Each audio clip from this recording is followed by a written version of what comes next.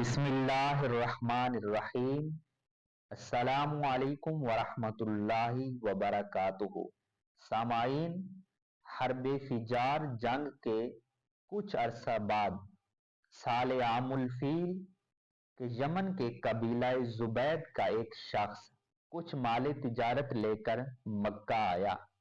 اس سے مکہ کے ایک سربراہ سردار عاص بن وائل سہمی نے سارا مال خرید لیا، لیکن قیمت ادا نہ کی۔ پردیسی سوداگر بنو مخزوم، بنو عبدالدار، بنو جمح، بنو عدی اور بنو سہم میں سے ایک ایک کے پاس جا کر داد خواہ ہوا، لیکن عاص بن وائل کے اثر و اقتدار کی وجہ سے کسی نے اس کی مدد کرنے کی حامی نہ بھری۔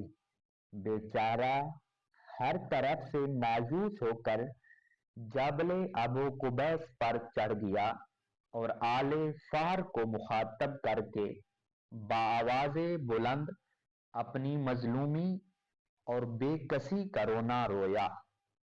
اس وقت تمام اعیان قریش بیت اللہ کے گرد جمع تھے۔ مظلوم تاجر کی فریاد سن کر رسول اکرم صلی اللہ علیہ وسلم کے چچا زبیر بن عبد المطلب اٹھے اور کہا، اس مظلوم پردیسی کی فریاد رائے گاں نہیں جا سکتی۔ پھر انہوں نے بنو ہاشم، بنو مطلب، بنو اسد بن عبد العزا، بنو تیم اور بنو زہرہ کو عبداللہ بن جدعان کے گھر میں جمع کیا۔ اس اجتماع میں رسول اکرم صلی اللہ علیہ وسلم بھی شریک تھے۔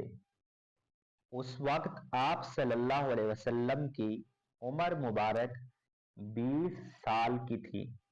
اس اجتماع کے سب شرکاء نے کمزوروں اور مظلوموں کی حمایت اور مدد کا حلف اٹھایا اور عہد کیا کہ مکہ میں شہر کا یا باہر کا جو شخص بھی مظلوم ہوگا اس کی مدد کریں گے اور ظالم سے مظلوم کا چھینا ہوا حق اس کو واپس دلوا کر رہیں گے۔ اس کے بعد سب مل کر عاص بن وائل کے پاس گئے اور اس سے زبیدی کا مال واپس لے کر دیا۔ تاریخ میں یہ معاہدہ حلف الفضول کے نام سے مشہور ہے۔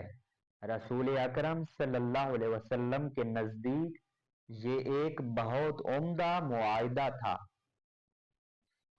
خود رسول اکرم صلی اللہ علیہ وسلم نے فرمایا، میں عبداللہ بن جدعان کے مکان پر ایک ایسے معاہدے میں شریک ہوا کہ اگر مجھے اس میں شریک نہ ہونے کے معاوضہ میں سرخ رنگ کے اونٹ بھی دے دیے جاتے تو میں ہرگز قبول نہ کرتا اور اس معاہدہ میں ضرور شریک ہوتا۔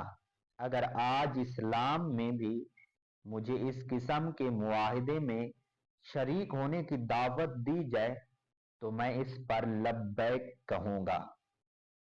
حافظ ابن کثیر کا بیان ہے کہ اس معاہدے کو حلف الفضول کے نام سے شہرت ملنے کی وجہ یہ بھی تھی کہ ایک مرتبہ رسول اکرم صلی اللہ علیہ وسلم نے اس کی تشریح کرتے ہوئے فرمایا، انہوں نے اس بات پر آپس میں معاہدہ کیا کہ فضول کو اس کے حقداروں کی طرف سے لوٹائیں گے اور ظالم مظلوم پر زیادتی نہ کرنے پائے گا۔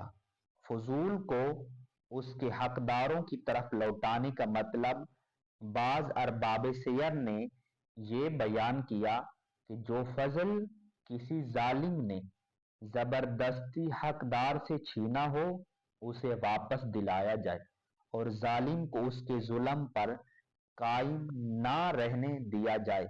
بظاہر فضل سے مراد کسی شخص کی جائز ملکیت ہے، مال، جائیداد یا کوئی اور چیز۔